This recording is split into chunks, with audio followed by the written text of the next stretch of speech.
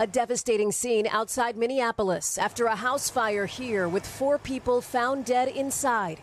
NHL reporter Jessi Pierce and her 3 young children.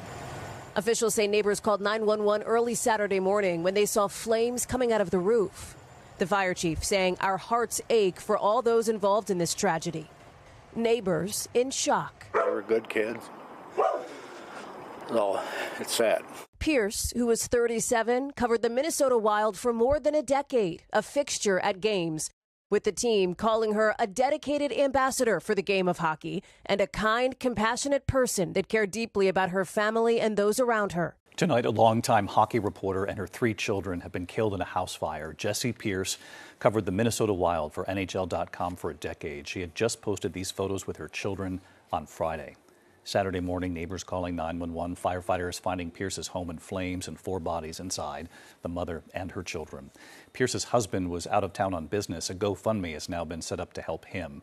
There's no word on a cause of the fire. Something so heartbreaking just shook the entire NHL world, and no one saw it coming. A well-known voice in hockey gone in a single night, along with her children. Fans woke up in shock, teams were left speechless, and the league is still trying to process what happened. But the most chilling part, the truth behind this tragedy is still unfolding.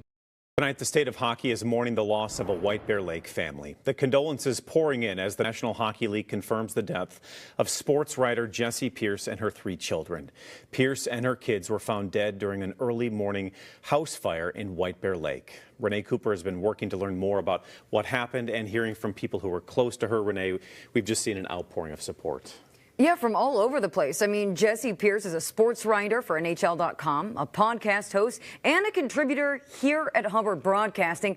So many call her a pillar of local sports media, especially hockey. But above all, Pierce was a mother, and she and her kids are terribly missed. The hockey world is in deep shock right now. A tragedy has taken the life of Jessi Pierce, a respected NHL reporter, along with her 3 children. This heartbreaking incident happened after a house fire in Minnesota. Emergency crews rushed to the scene, but sadly, they could not save them. This news spread fast across the NHL community. Fans, players, and teams were left stunned. Jessi Pierce was not just a reporter. She was a trusted voice in hockey. She covered the Minnesota Wild and was known for her deep connection with the team and its players. People who worked with her say she was kind, hardworking, and passionate about hockey. She built strong relationships inside the sport. Many players respected her because she always told honest stories and treated everyone with care. But this tragedy is even more painful because of her children. Losing one life is already heartbreaking, but losing an entire family in one moment has left people speechless. Reports confirm that the fire happened at their home, and authorities are still trying to find out what caused it. Right now, officials have not shared the exact reason behind the fire. There is no confirmed cause yet. This makes the situation even more difficult because many questions are still unanswered. As the news became public, messages of sadness started pouring in. The Minnesota Wild organization called it a devastating loss. The team is deeply affected because Jessi was close to many people inside the organization. Bill Guerin, the general manager of the team, shared emotional words. He described this as a family tragedy and said the whole hockey community is hurting right now. Across social media, fans are sharing their memories and sending prayers. Many are saying the same thing. This loss feels unreal. One moment she was covering games, and the next, everything changed. And as more details begin to come out, one question is still on everyone's mind. What really caused this tragedy? As the investigation into the fire gets started, those who knew Jessi professionally and personally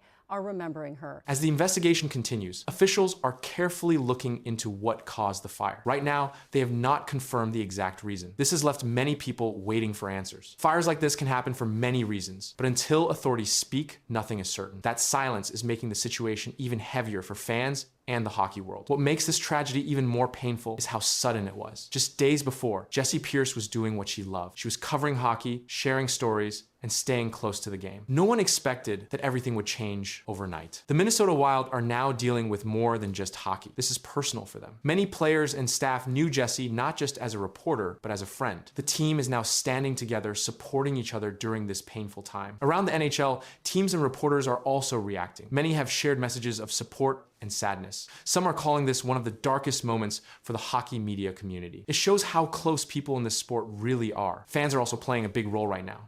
Social media is filled with messages, prayers, and memories. People are sharing clips, photos, and kind words. Even those who never met her feel connected because she was part of the game they love. This tragedy is a reminder of how fragile life can be. One moment, everything feels normal, and the next moment, everything can change. It also shows that behind every reporter, every voice we hear in sports, there's a real person, a real family, and real love. Bill Guerin and others have made it clear this loss will not be forgotten. The hockey world will remember Jessi Pierce, not just for her work, but for who she was as a person. And as fans continue to wait for answers about what caused this fire, one thing is already clear. This is a loss that has left a mark on the entire NHL forever. Back with Marty Biron. A huge win for the Habs Saturday night, including a hat trick from Cole Caulfield. He's now up to 43 goals, only 2 back of Nate MacKinnon for the league lead. Caulfield 6 goals in his last 5 games. MacKinnon 1 goal over his last 5. Marty, what are the chances Caulfield wins the Rocket this year? I'm going to give it at above 50%. I get it. He's still chasing Nathan MacKinnon, but Cole Caulfield has been so good since the Olympic break. You know, he didn't make Team USA. Well, playing with a chip on his shoulder is exactly what the Canadians and Caulfield were looking for coming out of the break. In the last few days, a sudden shift has taken place on the ice. A player who faced questions earlier this season is now producing goals at a rapid pace. His recent performance has drawn league-wide attention, game footage is spreading across platforms, and scoring sequences are being replayed repeatedly as numbers and results begin to change at a critical point in the season. The recent games involving Cole Caulfield show a clear rise in scoring output, and this shift has drawn attention across league coverage. But this increase did not begin at the same level earlier in the season. Earlier reports show that Caulfield's goal production was below expected levels for a player in a primary scoring role, and this gap between expected output and actual numbers became part of team and media analysis, but the situation changed in recent matchups. In the latest games, Caulfield recorded multiple goals and increased shot attempts, and these results were visible in official game statistics as well as repeated scoring sequences during play, but the change also appears in how those goals are being created. During these games, Caulfield positioned himself closer to high-danger scoring areas, and this adjustment allowed him to receive passes in locations where shots could be taken quickly. This led to faster execution before defenders could react, but this pattern depends on coordination with teammates. The connection between Caulfield and Nick Suzuki has been a consistent part of these scoring plays. As Suzuki controlled puck movement and delivered passes into shooting lanes, this setup allowed Caulfield to take immediate shots. But this coordination has developed over multiple games. Game footage shows repeated sequences where Suzuki handled zone entry or puck distribution, followed by Caulfield receiving the puck and releasing a shot without delay. This pattern has appeared across even strength and power play situations, but timing remains a key factor. The timing of this scoring surge is important because it comes during a later stage of the season where team performance and player roles are closely evaluated. Production during this period is used in assessing consistency, but the response to these performances has expanded beyond internal evaluation. Clips of Caulfield's recent goals have circulated across platforms, showing his release, speed, and shot placement. These clips have increased visibility of his current performance, but attention has also focused on measurable data. Recent statistics show an increase in shot volume per game, and shot volume is a key metric used to evaluate offensive involvement as it reflects how often a player creates or receives scoring opportunities. But conversion rate is also important. The role of Nick Suzuki remains central in these sequences, as puck movement from Suzuki creates passing lanes that allow Caulfield to receive the puck without extended control time. This reduces defensive reaction windows, but this structure depends on precise timing. During power play situations, Caulfield has been placed in areas designed for direct shooting opportunities. These setups increase the likelihood of immediate shot attempts following a pass, but effectiveness depends on execution under pressure. At even strength, Caulfield's movement without the puck has been a consistent factor, and this movement allows him to separate from defenders before receiving passes. This creates space for shot attempts, but defensive tracking continues to evolve in response. Tracking data from recent games indicates that Caulfield's offensive zone involvement has increased, and this includes more puck touches in scoring areas, but the impact of this involvement is measured through both shot attempts and goal conversion. Reports have noted that Caulfield's shot release remains a defining skill, with descriptions stating that he transitions quickly from puck reception to shot execution. This reduces the time available for defensive response, but the frequency of these opportunities remains under observation. The Montreal Canadiens have also adjusted line deployment to support this offensive output, placing Caulfield in situations where puck movement leads directly to shooting chances, but the consistency of these setups is still being evaluated. Recent performance data aligns with earlier periods in Caulfield's career where scoring output was higher, and this comparison has been referenced in coverage as a return to expected production levels, but maintaining this level across multiple games remains a key factor. As new games are played, additional data continues to build around this scoring trend, and each performance contributes to ongoing evaluation of role consistency and impact within the team structure, but defensive responses from opponents continue to adjust with each matchup. Ottawa Senators fans think they know what the Leafs lacked the most on the ice as they were chanting, "You need Marner. You need Marner," on the weekend. The question is, what do you think the Leafs actually need the most? A right winger for Austin Matthews, a right shot puck-moving D-man, or a power play QB, or perhaps a second-line center? There's a lot of options there, Cheryl. They need a right winger for Austin Matthews. Ottawa fans know exactly what the Leafs need. Look, Matthews went from 69 goals to would have been over 40 last year if it had stayed healthy for all 82 games, and now to 27 goals this year. They need somebody to set him up.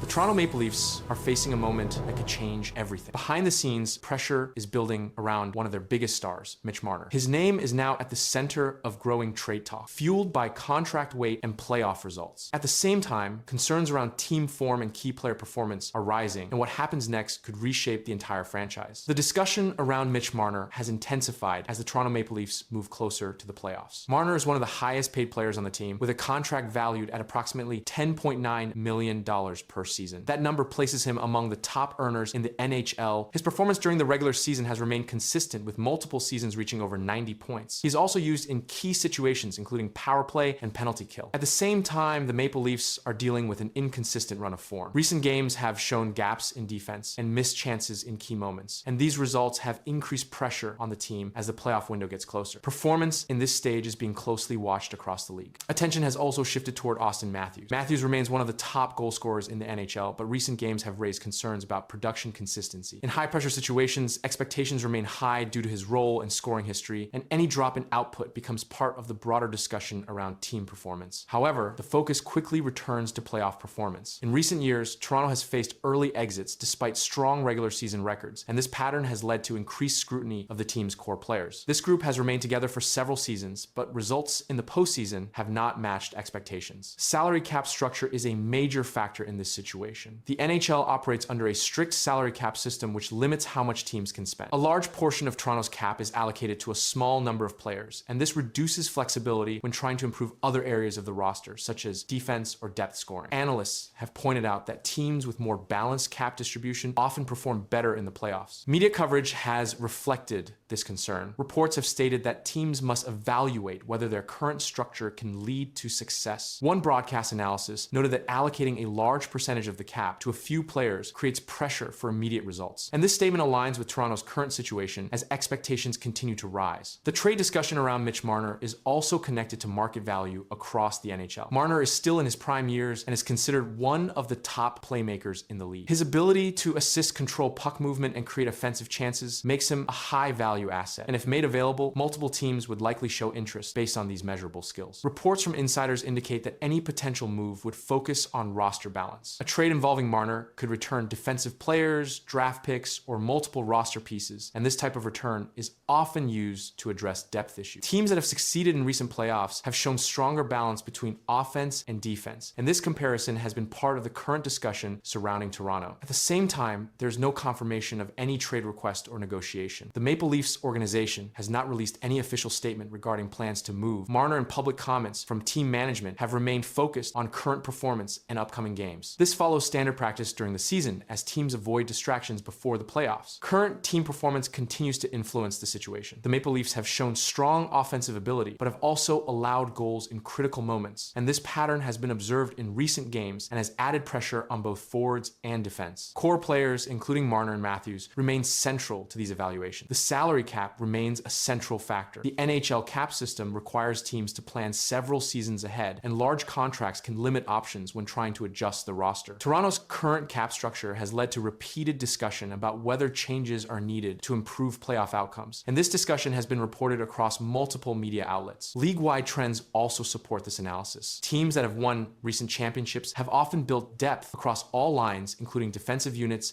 and secondary scoring. Toronto's structure, which focuses heavily on top players, has been compared to those teams, and these comparisons continue to shape the narrative around potential roster changes. An insider report stated that major decisions are usually made after full season evaluations, and this means that any significant move involving Marner would likely occur in the offseason rather than during the playoff push. For now, the situation remains under observation, with attention focused on performance cap structure and long-term planning. What's your sense of Austin and how he's handling this? He's been fine. Obviously, he's not happy about things and losing teammates too in the situation that we're in.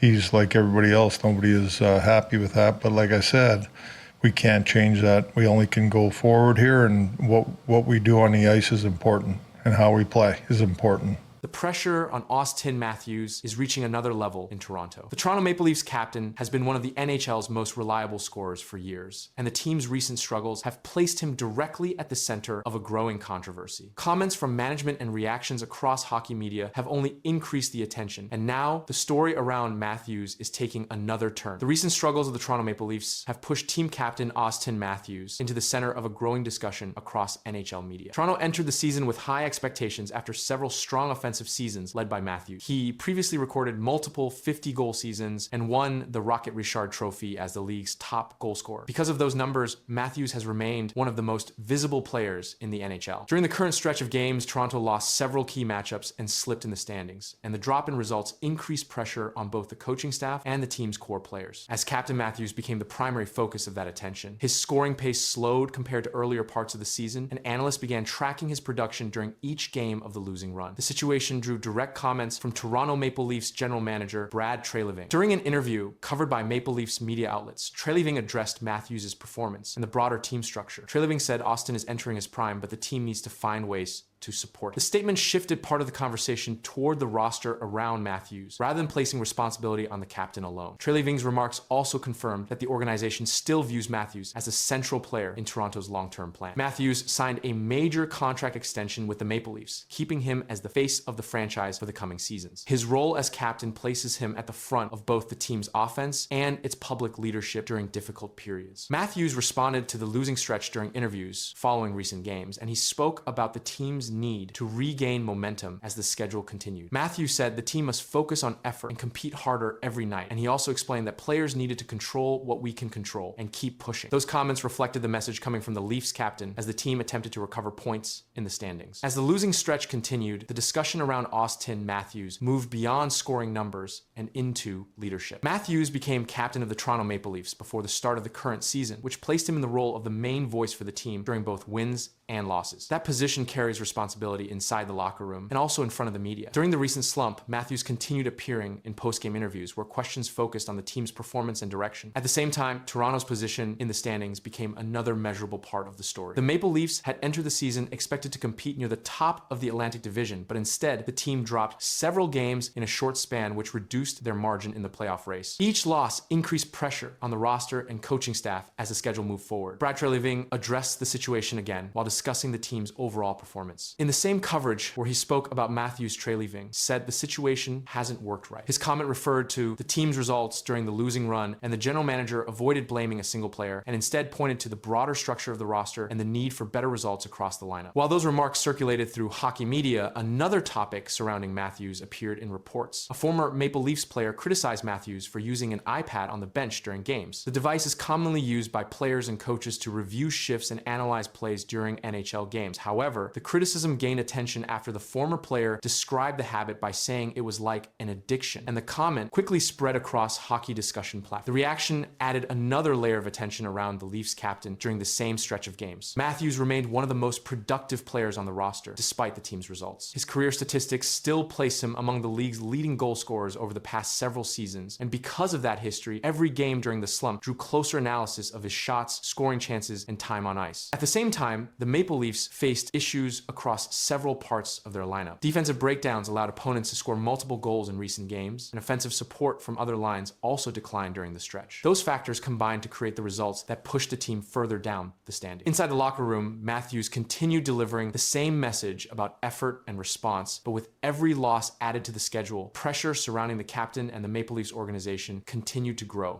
Why do you believe Craig is still the right coach for this team? Well, like everything else, Luke, we all take responsibility for it, and I think Craig's a terrific coach.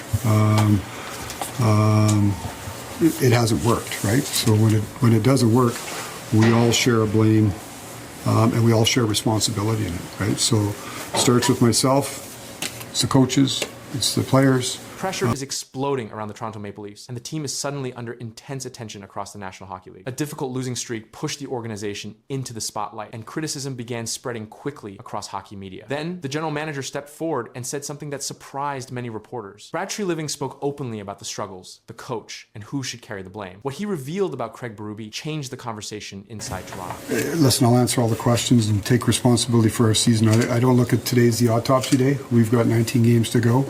But I think there's a whole host of reasons.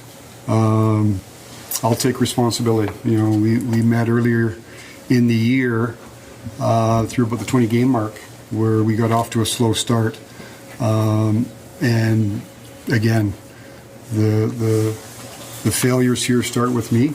The Toronto Maple Leafs entered the season with strong expectations, and the roster included Captain Austin Matthews, Mitch Marner, William Nylander, and John Tavares. The organization expected to compete near the top of the Atlantic Division. Instead, the team fell into a difficult stretch that raised concern across the league. During that stretch, the Maple Leafs lost several games in a short period, and the team struggled with consistency on both offense and defense. Injuries also affected the lineup, which created even more problems for the coaching staff. Forward Austin Matthews missed games earlier in the season with a lower body injury, while William Nylander also missed time because of injury concerns. Defenseman Chris Tanev was ruled out for a significant period because of a groin injury. These absences created instability in the roster while the team was already trying to recover from losses. The situation placed heavy attention on the coaching staff.